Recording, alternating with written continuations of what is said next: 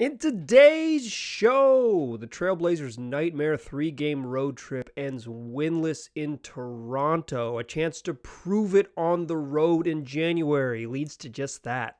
I think they proved they aren't very good. Welcome to Locked On Blazers. Let's get into it. You are Locked On Trailblazers, your daily Portland Trailblazers podcast. Part of the Locked On Podcast Network. Your team every day.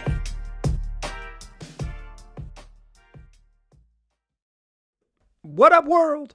It's your past first point guard and Trailblazers reporter, Mike Richmond. You're listening to another episode of Locked On Blazers, part of the Locked On Podcast Network, available wherever you get podcasts and also on YouTube. Thanks for making the show your first listen every day. It's coming at you every single weekday, Monday through Friday, so why don't you make it your first listen and tell your friends to do the same? As Locked On Blazers, your team every day. In today's show, we got to talk about some losing. Blazers wrap up a 3-game road trip Sunday in Toronto. 0-3. They started off losing Minnesota on Friday evening. They lost in a just absolute ugly one against the Indiana Pacers, and then they didn't get any better. Winless 0-3. They lose in Toronto to wrap things up there.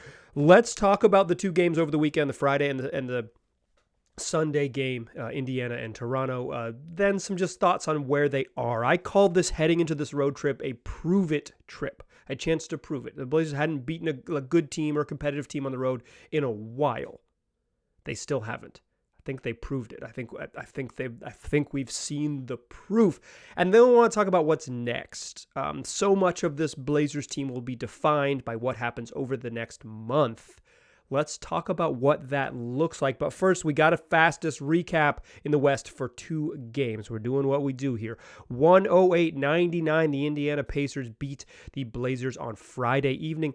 The Pacers are pretty good. Like they were 21-18 coming into the game. They've been one of the surprising teams. Tyrese Haliburton's a star. Miles Turner's having a career year. This is a good team. It's a chance for the Blazers to prove themselves against a good team. They led after the first quarter. They led at halftime. They led by one heading into the fourth quarter. That one tripped me up. Much like the Blazers, I stumbled down the stretch. Portland took a lead 95-93 against the Pacers with 7 minutes and 32 seconds remaining on a bucket in the paint by Damian Lillard. He makes a little mid-range jump shot. Blazers have a lead. They have played poorly to this point. The offense hasn't been good.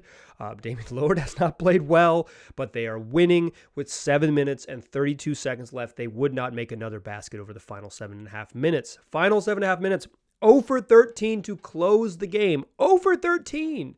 They missed their final 13 shots. They scored 4 points in the final 7.5 minutes, all coming at the free throw line. 2 free throws by Jeremy Grant, 2 free throws by Damian Lillard. Nothing in the run of play.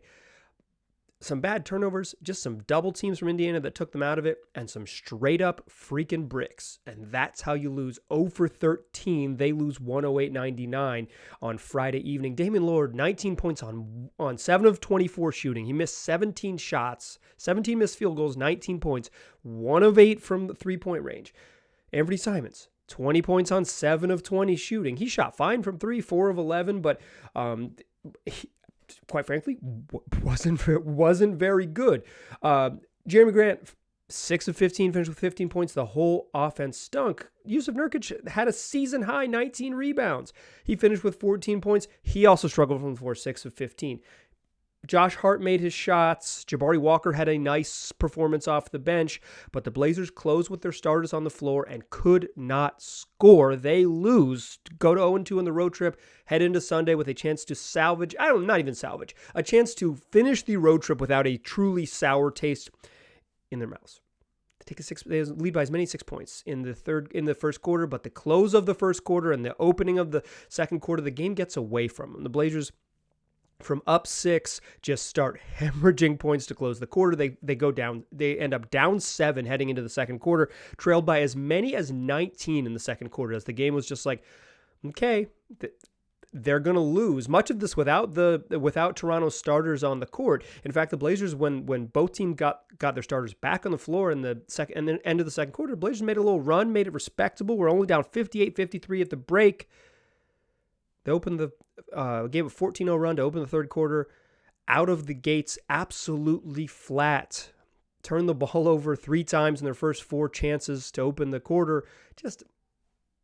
Just what a team that is not playing well does, and they are not a team that's playing well. Found themselves down 15 after 3 heading into the 4th.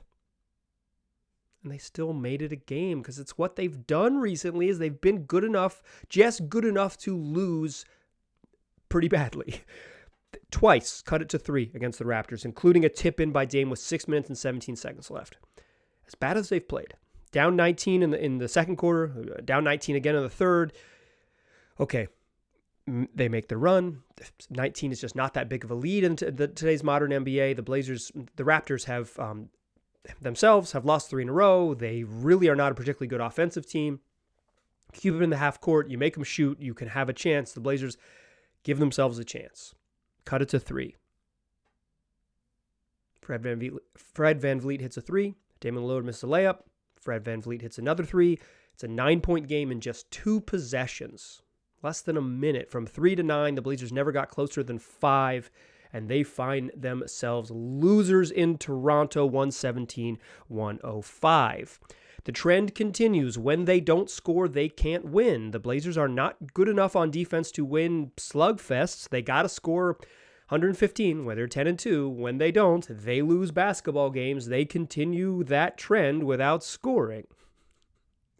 Now 9-18 when they score fewer than 115 points. They just win games with offense. That is what this team's formula is. They don't do it on this road trip. In Toronto, Damian Lillard played really well in the fourth quarter. He had 34 points to go with 8 assists. He played really well in the fourth quarter and had 2 crucial turnovers. One where he got his pocket picked by Siakam outside, and one just a bad pass that led to a fast break. He finished with 34 to lead the way.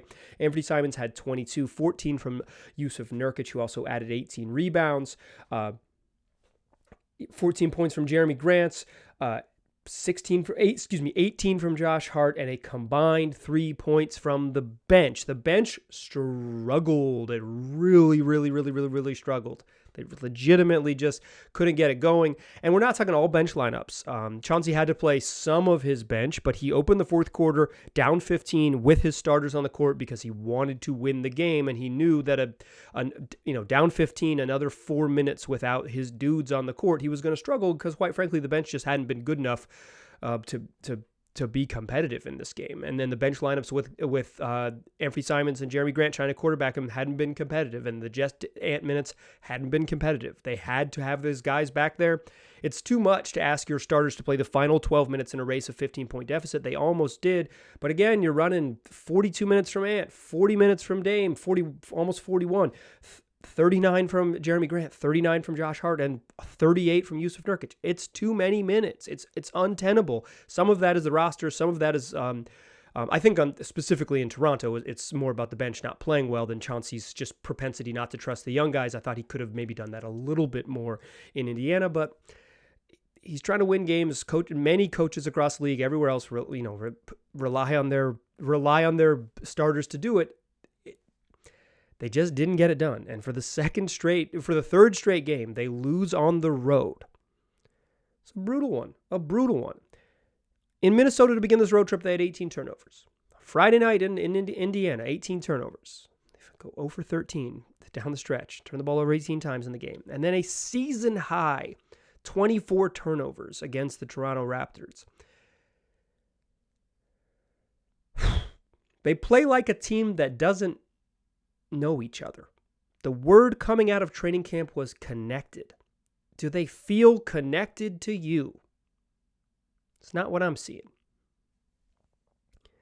Heading into this trip, Blazers had scuffled a little bit, but they blew Detroit out on a home game. Gary Payton came back. He missed this entire trip with a sprained ankle that he sustained in that game. He warmed up with the intent to play in Toronto. He was downgraded, doubtful. Ankle's just not ready. He's still out. Blazers need him. They need him. They need Justice Winslow. They need Nazir Little. They need any veterans who could contribute off the bench. They need their depth is lacking right now. Heading into this road trip, I said this was a chance for the Blazers to prove it. win some tough games, 3 winnable games and also 3 losable games. So it was a chance to go against competitive teams. Minnesota, who's has been scuffling. Toronto's been scuffling, but teams we thought were going to be more competitive. Indiana, who's been surprisingly good, a chance to prove it. Go 2-1 and prove you're a competitive team. And what the Blazers do, they go 0-3, fell flat on their face in 2 fourth quarters in Minnesota and Indiana, and just got kind of bum rushed in the third quarter against the Raptors and couldn't get all the way back. I think they proved it. Let's talk about what they proved in the second segment. But first, why don't you go to TurboTax and do your taxes? Meet with an expert who will do them for you. TurboTax experts can relieve you from the stress of taxes and file for you so you can do not taxes. You can show your eyes things that are not taxes. You can unpack moving boxes that are not taxes. Taste not taxes. Sing not taxes a lullaby. Hope not taxes sleeps through the night. Grab a saddle and ride not taxes into the sunset. With the TurboTax 100% expert guarantee, an expert will do your taxes from start to finish so you can relax. Feels good to be done with your taxes, doesn't it? Come to TurboTax and don't do your taxes. Visit TurboTax.com to learn more. Intuit TurboTax. Full service products only. Video meeting while expert does your taxes required. See guaranteed details at TurboTax.com/guarantees. All right. This is how I typically begin these second segments. The Blazers proved it. In general, I don't like citing myself on this podcast. It's like I do a lot of these, 250 shows a year. It's a daily podcast. So it's like, if you listen to the show, you knew. I know. You can't listen to every show. But if you had listened to past shows, in that past show, let me cite myself real quick.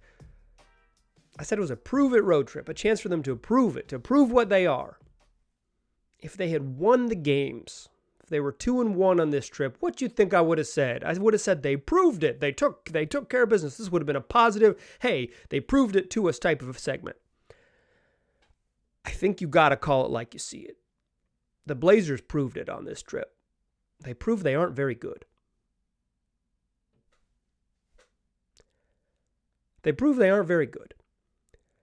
There is a tendency with sports reporters to say, it's a tinge of I told you so, but it's mostly a, well, what did you expect? I'm guilty of that a little bit. Absolutely. I'm poking fun at myself here as much as anyone else. But I've seen Sean Highkin at Rose Garden Report do it. I've seen Jason Quick of The Athletic do it. Been things they wrote this week. 2 subscription-based reporters that I read all the time, every day, every time they write. Saw them do it too. Said, well, the Blazers weren't expected to be very good this year. So the fact that they're now a game below 500 at 19-20 halfway through the season isn't that surprising. Yeah, that's true. Sure, that's true. I think the national perception of the Blazers is that they were a slightly below 500 team. I think locally in this market, most media members thought the Blazers would win something like 40 to 45 games. 45 games is going to get you right in the thick of it in the West. 39 games you probably miss playoffs. So like the Blazers are going to be right in there, and I think they're kind of right on pace for that. But to dismiss this stretch as, well, yeah, duh, is to dismiss what is right in front of your eyeballs, and I do not want to do that. I respect you too much, dear reader, dear listener. I've had readers in the past, now I got listeners. I don't mean that. Like, I don't mean to be like, I'm going to tough talk while others won't. It's like, here's what I'm going to say. I watch all the games. I watch some of the games multiple times. I love this stuff. I obsess over it, and I truly, truly love NBA basketball. The Blazers aren't giving you a lot to be excited about.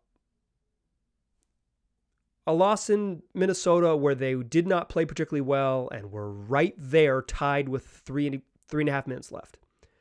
A loss in Indiana where they did not play particularly well and had a lead with 7 minutes left and could not score, so help them God or whomever.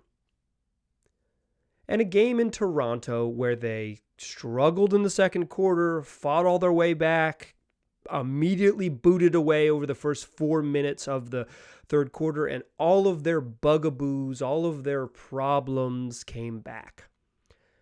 The turnovers. all year long the turnovers. And at the beginning of the year, the explanation was, well, it's a new team getting acclimated to one another. They've played 40 games together. Not anymore. This is a team that's sloppy and loose with the ball. Some of it is lack of passing skills. I don't think Jeremy Grant's a great passer. Josh Hart has a turnover percentage closing in on 18% of his possessions. He turns the ball over a lot. He's loose with the ball. Anthony Simons can get loose with the ball as well. Damian Lillard is having one of his worst turnover seasons of his career. Yusuf Nurkic is a feast or famine type passer where he can throw some incredible passes and make some poor decisions. The young guys are young guys. Young guys turn the ball over. This isn't about continuity or familiarity or new system or any of that. This is a team that has turnover problems because they have some physical limitations with what they can do, and also they just play loose. They're not sharp on stuff. Sharp is like, I'm going to see this pass and make it crisp, or I'm going to move the ball a little bit quicker so the defense isn't there. They're not crisp. They're not sharp. The word coming out of training camp, so the Blazers are going to be the most connected team. In fact, Joe Cronin played down expectations so friggin' hard at a media day, right? He said, we're not the most talented, we're not the most overwhelmingly talented team, but we're going to be the most connected. This team doesn't play connected. They do not play like they know each other. They oftentimes, coming out of halftime, do y'all know, does everyone know everyone? I've coached youth sports a couple different times in my life. When you coach really young kids, kind of do let's make sure we know everyone's name. So when the ball comes across the mid-court, you can call the person by their name. Just some team building stuff. Do the Blazers need to make sure that Jeremy knows Anthony and Anthony knows Damian and Damian knows Yusuf and Yusuf knows Josh and Josh knows Drew? Drew knows Shaden, and Shaden knows Jabari. I don't even think it's the young guys. It's the starters. I am worried about the starters turning the ball over too much, too loose with it. All over this road trip. 18, and then 24 turnovers in 3 straight games.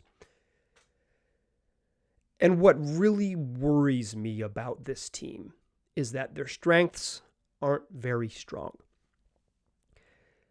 Coming into the season, I think it was very reasonable to think that the Blazers were not going to be a particularly good defensive team, but they had the tools with the addition of Jeremy Grant and the ascension of Anthony Simons and how freaking good Damian Lillard is, that they were going to be an elite offense and a struggling defense. In fact, over most of the past few seasons, that's what they've been, a bad defensive team with a peak of being one of the best offenses in the league.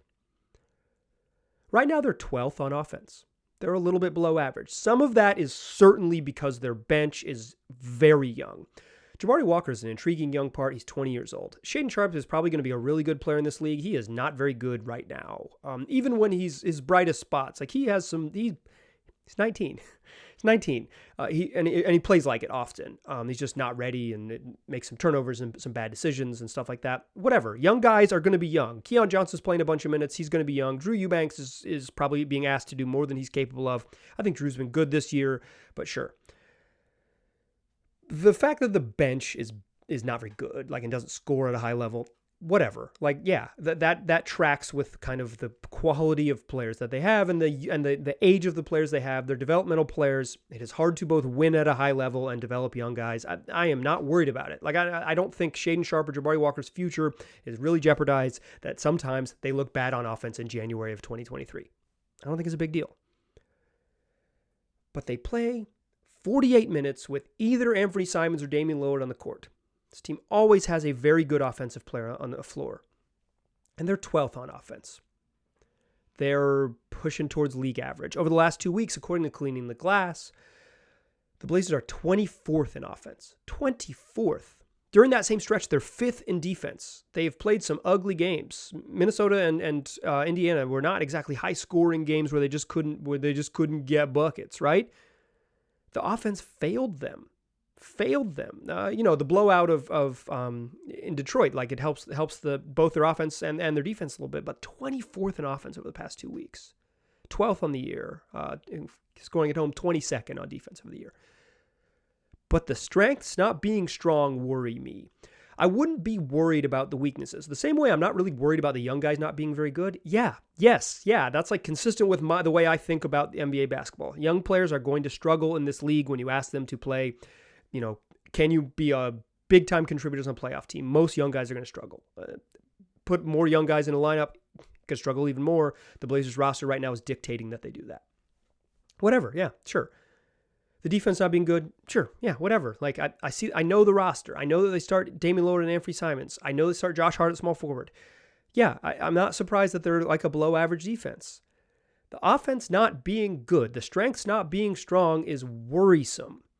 And this road trip where the offense didn't totally fail them against Toronto. But in the first two games, the offense was the reason they lost. Just bad shot making. I don't think execution was bad against Minnesota, but bad shot making, and then both bad shot making and terrible execution against the Pacers. There are elephants in the room that I am intentionally avoiding. Later this week, we'll talk about Chauncey Billups. We'll talk about Anthony Simons. Absolutely, come back, listen to the show. But I think this road trip proved what we know about this team. They're just not very good right now. They're playing like a below 500 team. And maybe back in October, they tried to tell us this. And maybe even on this podcast, like literally the last show I did, or Thursday show, whatever it was, last week, I said this exact thing. It's like, yeah, you this is kind of where we thought they would be. It doesn't mean that it doesn't stink. As a fan, it doesn't stink. It stinks. It stinks. They are frustrating to no end. And I want to meet you where you're at. If you're listening to this podcast, the January 9th show of this team after this stretch, I want to meet you where you're at. This team stinks and it's frustrating. What's next is what matters. They're a month from the trade deadline and a month where they are almost exclusively at home. They've got a tough stretch coming up over the next 10 days, and then it gets pretty easy. We're going to know what's up at the end of January. Let's talk about what that might look like to close the show. But before we do that, this episode, like many before it, is brought to you by Built Bar. You can go to built.com and get a whole bunch of delicious bars. I've been telling you about these protein bars forever, like closing in on 3 years. I love them because they taste great. My personal favorites are cookies and cream and peanut butter brownie. They also pack 17 grams of protein with just 130 calories and less than 5 grams of sugar. On average, four net carbs. Taste great. Pack a punch, not filling you with a bunch of unhealthy stuff you don't need. Before, only available online, Built.com, an exclusively internet-based product. But now, for the first time ever, if you live near a Walmart and a Sam's Club, and if you are an American listener, you live near a Walmart or a Sam's Club, that's how this country works. You can go buy a pack of Built Bars right now. You could go get a pack of churros. You could go get a pack of coconut brownie puff. That's a very popular flavor in the Locked On Podcast Network. You can either go buy a 4-pack right now, figure out what you like, or if you are near a Sam's Club or a Walmart, go right now, pick up a 13-pack of cookies and cream. That's the big box. Find out if you like it because you've been hearing me tell you about it for so long. Built Bars, go check them out. Still a pass first point guard. I'm still Mike Richmond, and you are still listening to Locked On Blazers. This is going to release on Sunday, January 8th. It's an evening of Sunday, January 8th as I'm recording this, but this is Monday, January 9th show. Exactly 1 month from the February 9th trade deadline in the NBA. The Blazers, and I'll just go ahead and bet it right now, are going to do something at the trade deadline. Something. Part of the reason they're going to do something at the trade deadline is because Josh Hart is a free agent. Because they need more help, because they're not big enough, because they could use a little more shooting, and because their general manager, their lead decision maker in the front office, told us as much back at training camp. He said the roster's not done, and it's going to take some time and some cycles, which is like the trade deadline and then the offseason, to get us where we want to go, to upgrade this unfinished product. The word is out. It's happening. The question between now and then is what? And like I said, we'll talk about Anthony Simons in a later episode. This is not going to be a specific trade ant pitchforks thing. It's not going to be a fire the coach thing. We'll talk about Chauncey Billups later this week. Come back. But this stretch, this month, is crucially important for faith from you, the Blazer fan. I'm a big proponent of finding joy in basketball. Blazers haven't given you a lot of reason to find that joy. You've had to search for it, or to cling to joy. You've had to really search for it. It's like, remember when Gary Payton looked really good against the Pistons? It's like, oh, that seems like a long time ago. I think what this month means to you, Blazers fan listening to this, you dear listener, is that the team is going to give you a sense of their level of patience. If I was running the Portland Trail Blazers, I'd have a more expensive microphone, and I would only do a weekly podcast. Wouldn't do one every day. No, if I was running the Blazers, I would be patient. I wouldn't make a brash move at the trade deadline. And quite frankly, I do not think they're going to make... I think the Blazers are going to eventually have to take a swing. I think they're at a spot with Damian Lillard and his age and what they've committed to him financially, that they're going to have to take a big swing with the realization that they might swing and miss, and they might end up back in the middle or worse than the middle. Right? Which is being bad and also expensive. But you got to take a risk at some point. I think that's true.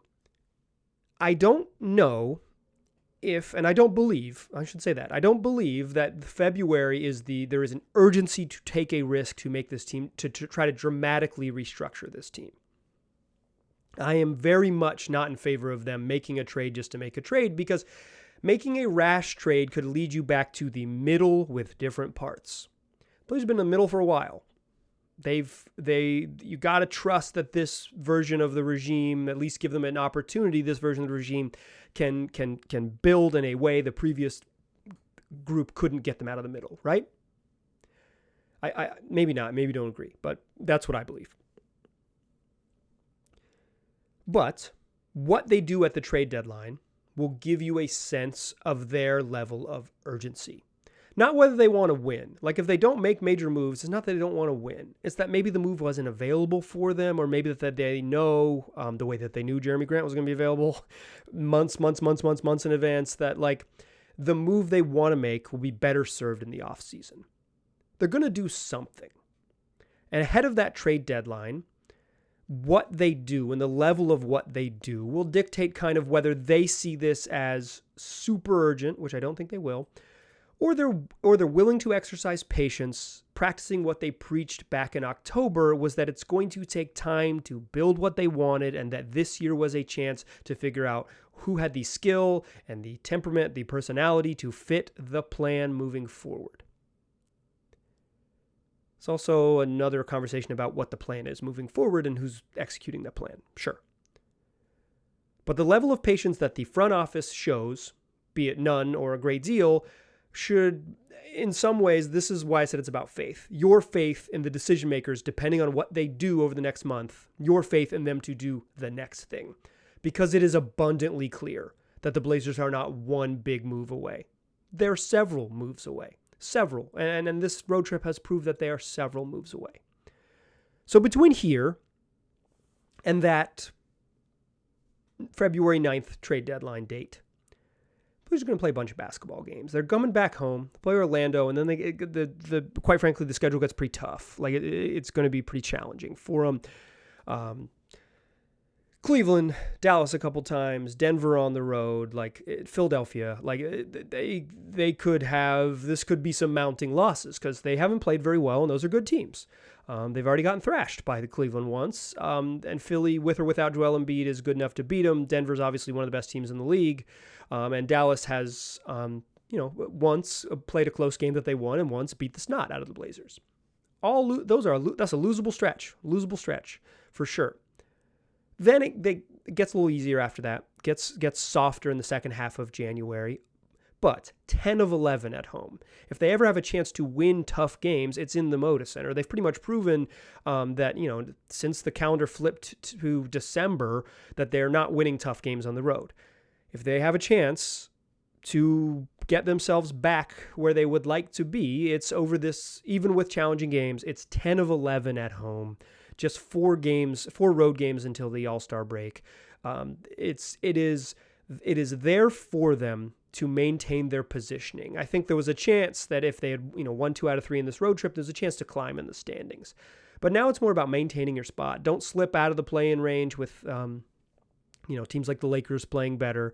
But stay where you are. This team wants to be a playoff team. It's meaningful for them to be a playoff team, and I think they've got an opportunity to show that, because I don't think the Blazers are as bad as they've been over the last 3 games, but I think they're pretty clearly not very good.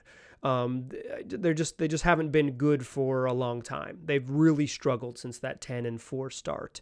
They're 9-16 after their first 14 games, where they really looked like they were playing well. They just haven't been a very good basketball team for closing in on 30 games. It's like, you kind of got to believe someone when they tell you. It doesn't mean that they're bad. It just means they're very good. And that has included a challenging schedule. It's including some injuries. In theory, they're going to get a little healthier. In theory, they're going to play some home games that get easier. But even with outside of that, my plea to you as a listener of this program is to have a level of patience that the next month, which will define the Blazers' season in many ways, both what they do on the court and what the front office does at the trade deadline, that will be the moment for true judgment. Right now, they don't seem very good. And I do think they proved it to us, right? But before we burn this thing down, I famously, and a couple years ago, I'm citing myself really, really here, and I said I didn't want to do this, but I famously once said the Blazers season was done, and put a bow on it. Then a global pandemic struck the world. And Damian Lillard went nuts in the bubble and made them make the playoffs. So it was like one of the great 8-game stretches of Damian Lillard's career, and it was after me, this big dumb dummy, said, this season's over. But I'll do that again in February. I'm not afraid to be wrong. I love being wrong. This is what this podcast is all about, is me owning up to my mistakes in some ways. So I ask you, Blazer fan, if you made it, you're a half hour into this podcast, and it's about done. So you made it to the end. Have some faith, have some patience, and when we get to February and we get to the trade deadline and we see what they've done with a home-heavy schedule and what they've done to rearrange the roster and the level of what they've done to rearrange the roster, then we'll pass judgment. Also, they'll have some new parts and there'll be new stuff to get excited about. Come back for more shows. We'll talk Chauncey Billups later this week. We're going to do a whole show on Chauncey Billups. We're going to do a whole show on Anthony Simons. We're going to do a whole show on Shaedon Sharpe. I got the week planned out. It's going to be fun. Don't give up. If you've given up on the Blazers, don't give up on the Locked On Blazers podcast. Make it your first listen every day. Tell your friends to do the same. I appreciate you listening. I will talk to you soon.